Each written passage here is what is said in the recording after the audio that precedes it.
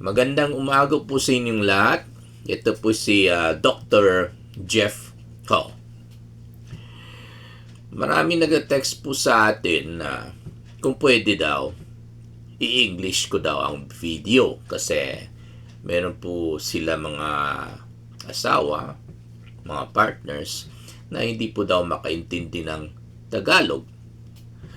Okay, pwede naman po. Try po natin dito no, na i-express po natin yung ating video sa apat na lingwahe, no? Tagalog, Bisaya, English, at saka Chinese, no? Okay, kasi po meron rin mga Chinese na pinapanood po daw nila ang video ko pero hindi daw nila maintindihan. Okay, so sisikapin po natin. Preferably, of course, gusto ko in Bisaya kasi po taga Davao City po tayo. At saka mas hindi ako mahirapan no magkwento po sa inyo in Bisaya, pero ang problema yung mga taga Luzon po hindi po makaintindi ng Bisaya, kaya po I chose Tagalog. I presume that mas marami po makakaintindi, okay, yung sinasabi po natin dito sa ating video. Okay, so anyway, umpisahan po natin ng ating video with Tagalog na lingwahe, and then I will translate to Bisaya, and then English, and finally in Chinese version. Okay, so please bear with my long video this time. Okay, pasensya lang po kasi medyo mas mahaba po ating video natin ngayon kasi naka-apat po na lingwahe ito. Okay, so anyway, binanggit po natin yung sipon kahapon, no? Okay, at syempre tatalagayin po natin yung tungkol sa plema, no? Kasi kung bakit hindi masama kung ilulunok po ng mga anak ninyo yung plema po nila nanggaling po sa pag-ubo. Okay, at yung ubo naman dahil po sa infection ng daanan ng hangin, pwede dito sa itaas, tawag po natin ay bronchi, meron silang acute bronchitis, or pwede rin po yung plema galing sa baba, yung lower respiratory tract, no? Yun po ay baga, at pag mag-infection po yan, ang tawag po natin ay pulmonia or pneumonia. Nagkakaroon po rin sila ng plema kasi sinisira ng mikrobyo ang daanan ng hangin dito sa itaas, yun ang bronchitis, at yung sa baba, yun po ang pneumonia. At pag sinira ng mikrobyo ang laman, okay, ng airway, yung daanan ng hangin, syempre ang resulta po ay plema.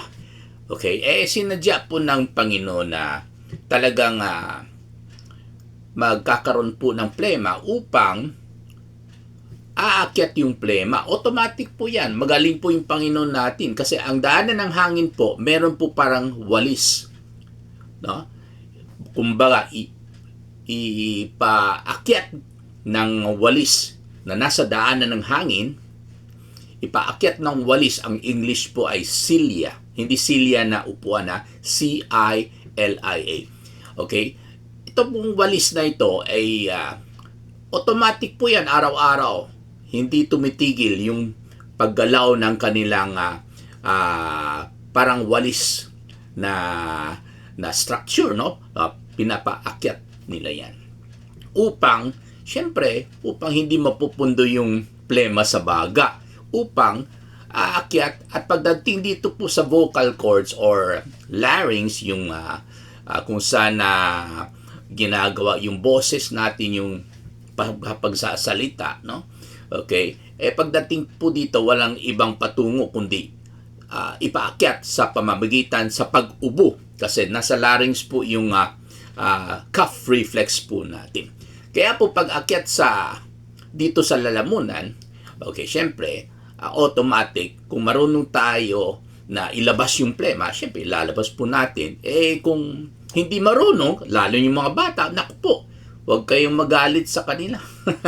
Hindi po masama kung hindi sila marunong na ilabas nila yung plema. At saka, huwag niyo isipin na hindi po sila gagaling o mas mabagal ang paggaling nila sa kanilang ubo kung hindi sila marunong ilabas yung plema. Okay? Walang effect po yan pag hindi sila marunong. Anyway, pagdating dito sa lalamunan, anong mangyari kung hindi nila ilabas? Walang iba, kundi wala ibang patungo, kundi pababa. Hindi na pababa sa balik sa baga, no?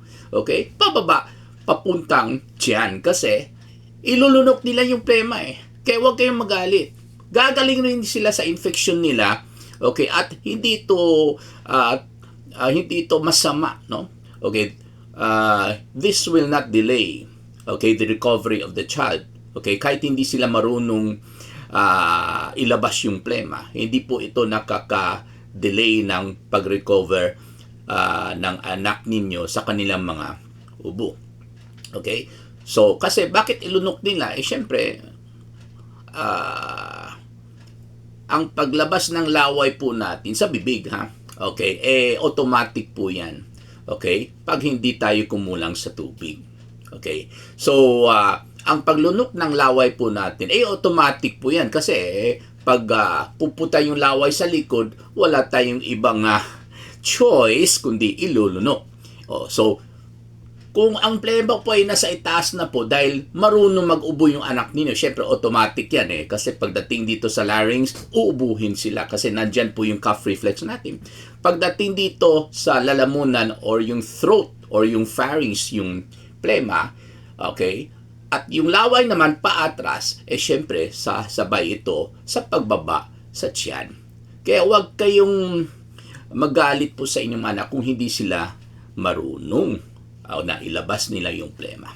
Okay, balik po tayo ng konti tungkol sa sipon. Ang sipon po, hindi rin po masama, okay, sa mga tao. Sadya po ginawa ng Panginoon yung paglabas ng sipon tuwing meron tayong infection, lalo yung dahil sa virus, no? Okay? Na pag nakadikit na po sa ilong natin, automatic lalabas yung sipon. Kasi ito po isang paraan na ipalabas, okay, ng sipon yung virus na dumikit sa ilong. So, pabor po yung sipon para sa atin, no? Okay? Dahil po sa katalinuhan ng greatest architect of all, walang iba kundi ang ating Panginoon, na tayo po ang kaniyang masterpiece.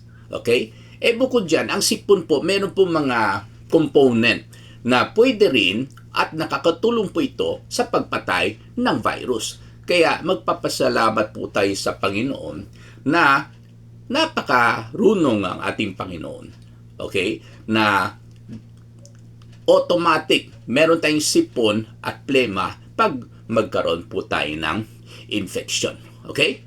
So, huwag pa kayong magalit kung hindi sila marunong na ilabas yung plema. Now, ang tanong po natin, bakit sinabi ko na walang masama ang paglunok ng plema? In fact, okay, nakakapabor po yan sa atin. Tayong lahat. Kung meron tayong miyembro ng pamilya na bata, hindi marunong na ilabas niyo yung plema, pabor po sa atin yan. At sa kanya rin siyempre. Bakit? Kasi po, pag ilunok niya yung plema, automatic, mamamatay yung mikrobyo ng plema. Yung plema po kasi natin, pag meron po tayong ubo, ito po'y produkto. Katulad ng sinabi ko kanina, produkto po ito sa pagsisira ng daanan ng hangin or ng baga or yung lungs natin, no? Produkto po yan. Okay? At marami po yan mikrobyo. Okay? Kaya hindi po pwede mapupundo sa baba, no? Kaya po ginawa ng Panginoong silya para ipaakyat. Ayun. So, ito pong mikrobyo na nasa plema, pag nasa tiyan po natin, mamamatay po yan kasi po maasim ang ating Panginoon. Siguro naman po alam ng Panginoon na pag medyo mas bata pa yung anak natin at hindi marunong ilabas yung plema, sinadya po niya na ipaasim niya yung tiyan natin upang pag ilunok din yung plema, automatic mamamatay yung mikrobyo. Okay? So, ano pong pangalawang advantage? Kasi sa paglunok ng plema, okay, ni-recycle natin yung laman ng plema, which is walang iba, mucoprotein. May protina po ito. Ang tawag po natin dito ay mucoprotein, which comes from the words muco plus protein. Yung muco po, yun ang mucus. Okay? So, yung mucus po na, or plema, okay, nandyan po yan yung protina. Okay? Kaya po, pag makarating po sa tiyan natin, malamang, okay, mai-recycle po ng anak ninyo yung protina. Balik sa katawan po yung protina. Pangatlo, ito pong pinaka-importante, if I'm not wrong, no? Kasi po, pag hindi niya ilabas yung plema, syempre, mas safe ang mga ibang tao sa bahay kasi po ang plema po, ang dami pong mikrobyo. Di ba? At saka, napaka-hygienic po ito. Kasi po, hindi niya ilabas yung plema at idudura niya kahit saan. Di ba? At saka, nakakatipid rin po ng tubig at saka ng tissue paper. Di ba? Okay? Sa Bisaya version na naman tayo. Okay? Daghan man good tay mga ginikanan na musuko sa ilang anak. Kung dili sila kaybalo na igawas nila ang ilang mga plema. Okay? Ayaw pagsuko kay dili ni makadugay sa ilang pag-ayo sa ilang ubo. Bisa dili sila kaybalo na igawas nila ang plema. Kaya nga naman, kay itulon man nilang plema. Unya, kung mamatay ang kagaw sa plema sa tiyan, okay? Walang problema yan. Kasi po, ang tiyan nato, no? Maasim, aslum, no? Mao na pag-abot sa plema, nadaghan kagaw. Pag-abot ang plema sa tiyan, ang kagaw sa plema, automatic, mamatay kay aslum lagi ang atong tiyan. So, ayaw pag-uul. Okay? Unya, isa pa, ang plema nato nay sustansya, nay protina gyapon na. Ang tawag nato ay mucoprotein. Okay? Unya, kini protina pwede niya i-recycle, usab. Okay? Kung itulon niya ang plema niya. Ikatulo. Okay? Pabor gyud sa ato kay nga naman ang plema hugaw man. Kung bisag asa siya magluwa, hugaw kay na. Unya usay, mapalit pa gyud sa hangin ang plema, syempre dala-dala niya ang kagaw. So, pabor kay sa ato na, mas limpyo pa. Unya, mas makatipid pa ta og tubig o tissue paper. Ayan, gituyo man sa Ginoo na gipaaslom ang tiyan nato kay kaybalo man sa Ginoo na dili man kaybalo iluwa ang mga bata ilang mga plema. So automatic matulon nila, automatic mamatay ang kagaw nila sa tiyan kay aslum ang tiyan. Sa English version, okay, many parents are angry with their children because they do not know how to cough out their phlegm.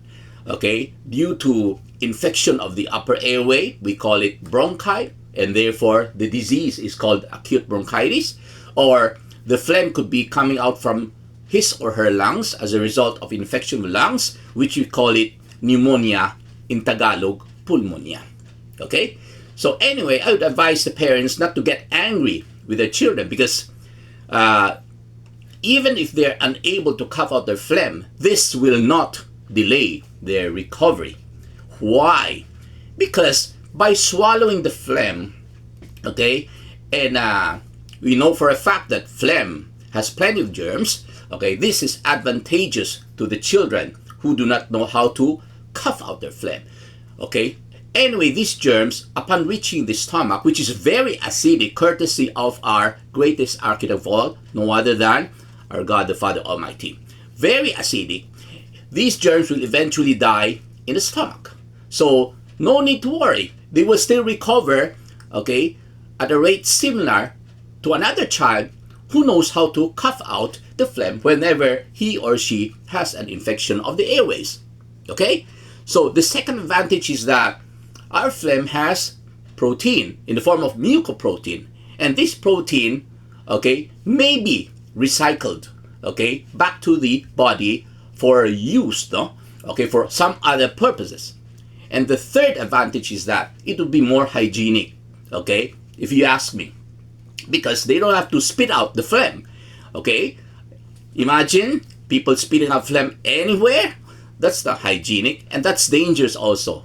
Why? Because when they air or the wind would blow off, okay, the phlegm, and upon drying off, okay, this phlegm would have plenty of germs, okay, the germs, okay, will be blown off by the air or wind, and this can be inhaled by their companions inside the house or elsewhere, okay. So this is safer, as a matter of fact, when children do not know how to cough out their phlegm. Instead, they swallow their phlegm, okay. At the same time, of course, okay, it's not only hygienic, but also rather it would save a lot, okay, because we don't have to use the water or tissue paper to clean off the phlegm, which they're able to cough out if they are able to, right? Okay, so in Chinese version, okay, ya zui ka tiong or lao pe lao bu ya xiu ki la in ne kia bo yao pui in the tam, okay, wa ka ni kong na din mtang kwa i, okay, ginala bo yao pui tam chut la yo in zwa tui e tun lo ki tham la thun lo ki yo bi kun e si tiam lai bin inwi lan e pak to lai bin ya seng, so bi kun boy wa te di wan in, okay, lan e tham ho u tham pek chit, okay,这个tham pek chit to e chui ko eng ki lai, okay, te sa wan in ginala boy ha pui tham ho, okay, lam dang kwa i, okay, lan ka hwa hi lan tu ka hwa hi inwi kana inwi ka chen ki ya, okay, lang la pui tham o chin chai pui tham o chin an sam, bi kun ko e pe ki e ho lang palang ho kip dip ki, okay, at saka lam niya ko sui chui chiu lo chike chui lo niya ko sui chui inwi boya pui tham man, okay, ko ti hang lam niya ko eng jong e zwa ke chit lani chui, ha. Okay, so ya ho se ginala boya pui tamo tai kwai.